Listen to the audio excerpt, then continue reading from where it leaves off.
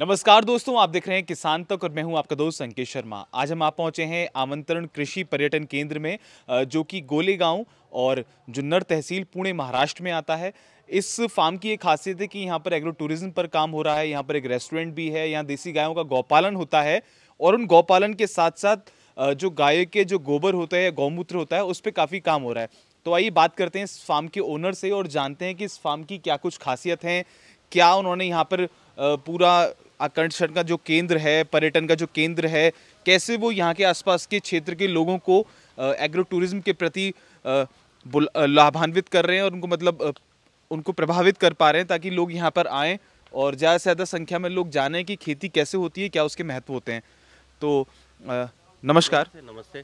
आपका नाम क्या है? मेरा नाम शशिकांत जादव। जी, ये जो पूरा आपका आमंत्रण कृषि पर्यटन केंद्र है, इसके बारे में कुछ बताइए। ये एग्री टूरिज्म सेंटर है। शहर के लोगों ने उनका रूटीन लाइफ जो कुछ है, नौकरी धंधा बिजनेस, उसमें से एक दिन निकालो, वो आपका पूरा दिन हम लेंगे, ऐसा प्रोग्राम रहता है। यहाँ पर दिन भर का प्रोग्राम रहता है जी। और मैं ये देख रहा हूँ यहाँ पर देसी गाय आपने पाल रखी हैं और अभी हम जब आ रहे थे हमने वहाँ पे एक लैब भी देखी थी। तो इसके बारे में बताइए कि इस देसी गाय को आप क्या करते हैं? आप डेयरी फार्म चलाते हैं, इसका दूध बेचते हैं, क्या करते हैं? नहीं, मेरा ये गौशाला है देसी गाय का। दूध से इतना मतलब नहीं, दूध ये गाय सिर्फ 1 से 1.5 लीटर देती है, लेकिन मेरा ज़्यादा ध्यान गौमूत्र और गोबर से रहता है, उसके ऊपर रहता है। उससे मैं दवाइयाँ बनाता हूँ, कुछ प्रोडक्ट बनाता हूँ, उसका रिजल्ट बहुत अच्छा आता है और वही मैं ये करता हूँ। उसके लिए ये गाय का गौशाला बनाया है। तो किस नस्ल की गाय आपने बताई, कौन सी नस्ल की है? इसमें ज़्यादा करके कोकन गिड्डा है ये, और उसमें मेरा और एक इंटेंशन ऐसा है, पूरी 100% ब्लैक गाय के ऊपर मेरा ज़्यादा ध्यान रहता है। तो ऐसी 6 गाय है मेरे पास 100% ब्लैक।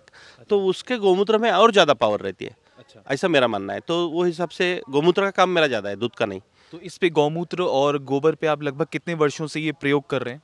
5 साल से।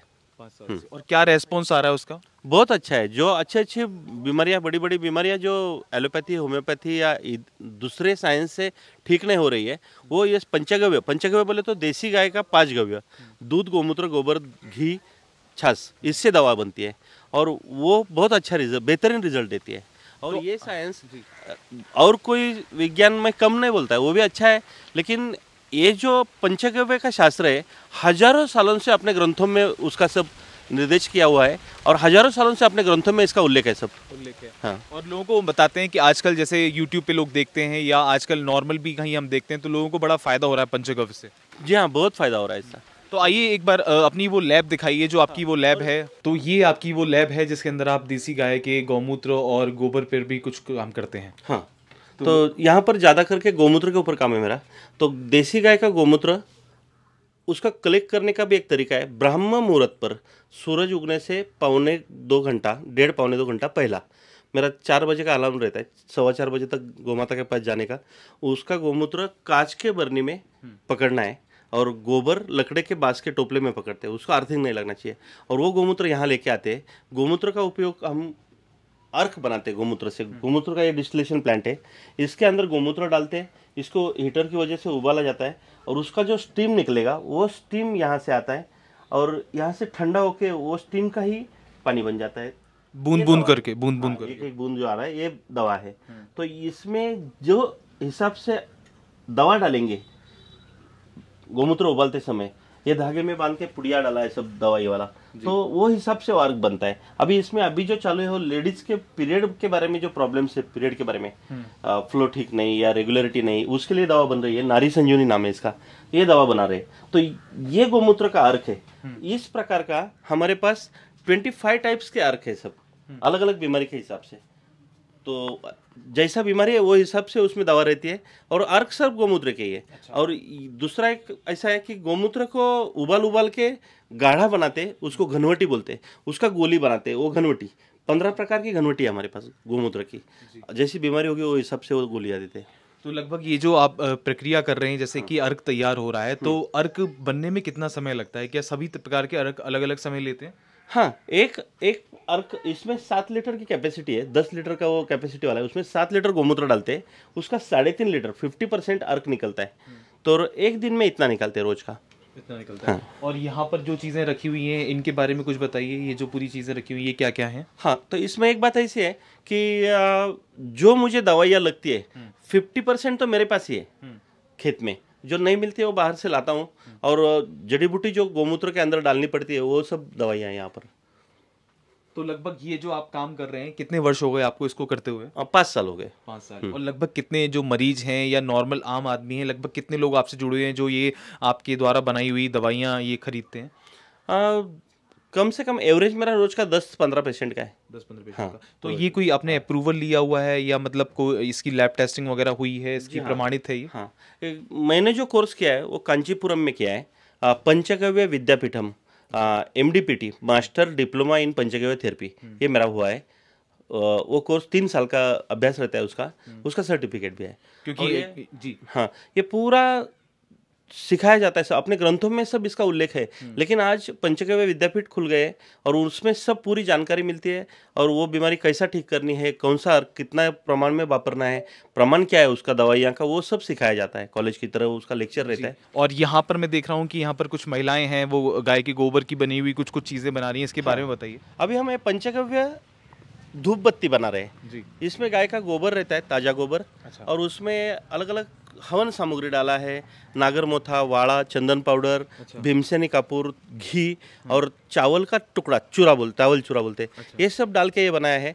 इसमें सुगंध भी अच्छी आती है, और इसका जो धुआं निकलेगा वो कोई पोल्यूशन नहीं उसमें, ये उल्टा उसमें ये गोबर को घी के साथ मिक्स किया है, तो ये इसमें से जो धुआं निकलेगा उसमें ऑक्सीजन की मात्रा बहुत बढ़िया रहती है। अच्छा। तो ये उल्टा घर में जलने से और फायदा है, और सकारात्मक ऊर्जा आएगी। हाँ, पॉजिटिव तो आता ही है। और ये देख रहा हूँ यहाँ पर ये आपने ये क्या ये बनाया हुआ है? पंचगव्य साबुन बनाया है। अच्छा, तो इस साबुन का क्या महत्व है? ये साबुन में अपने रेगुलर साबुन का इतना झाग नहीं आएगा, शो नहीं आएगा, लेकिन रिजल्ट बहुत अच्छा है इसका। अच्छा। इसमें अलग अलग तैयार हो रहा है। हाँ, बन के तैयार हो गया, ये तैयार हो गया है। वो 2-3 दिन और लगेंगे उसको। अच्छा, तो इसमें क्या क्या मिलाया है आपने?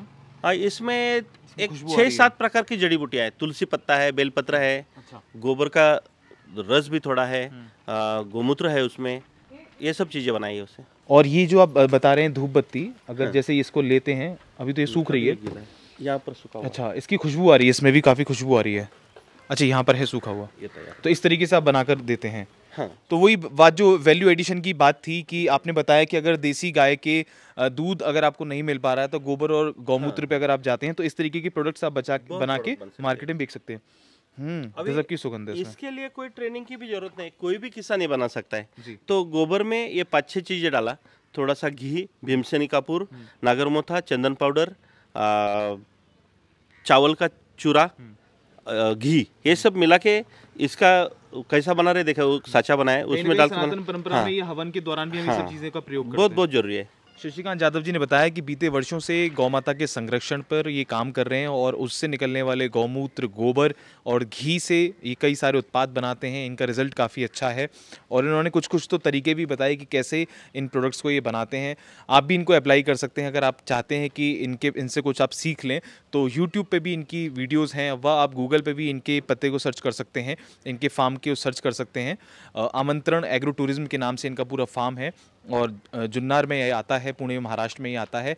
और हम भी आपसे यही कहेंगे कि गौमाता का संरक्षण करें, देसी गौमाता को बचाएं, उसको सड़कों पर खुला ना छोड़ें। अगर लगता है आपको कि उसका गौपालन करना मुश्किल है, टफ है, तो ऐसे जो उसके बाई प्रोडक्ट्स हैं, उसके गोबर से बनने वाले दिए हैं, उपले हैं या धूप बत्ती है, अगरबत्ती है, लोबान है, इस तरीके के प्रोडक्ट्स आप बनाएं और मार्केट में अधिक से अधिक लोगों तक इसको पहुंचाएं और इसकी विशेषताएं लोगों तक बताएं। जब तक आप लोगों को जागरूक नहीं करेंगे, उसकी मार्केटिंग नहीं करेंगे, तब तक लोगों की समझ में नहीं आएगा कि इसका क्या महत्व है। तो बने रहिए हमारे साथ, देखते रहिए किसान तक। अगर आपने हमारा यूट्यूब चैनल सब्सक्राइब नहीं किया है तो उसको आज ही सब्सक्राइब करें, बेल नोटिफिकेशन दबा दें जिससे कि आपको चैनल की सारी ताज़ा अपडेट मिलती रहे। खेती किसानी की खबरें पढ़ने के लिए आप kisantak.in पर जा सकते हैं। धन्यवाद। हमसे है दुनिया, हमें कुछ करके दिखाना है। मिट्टी मेरी, सेहत मेरी, खेती का नया जमाना है। किसान तक, खाना है तो उगाना है।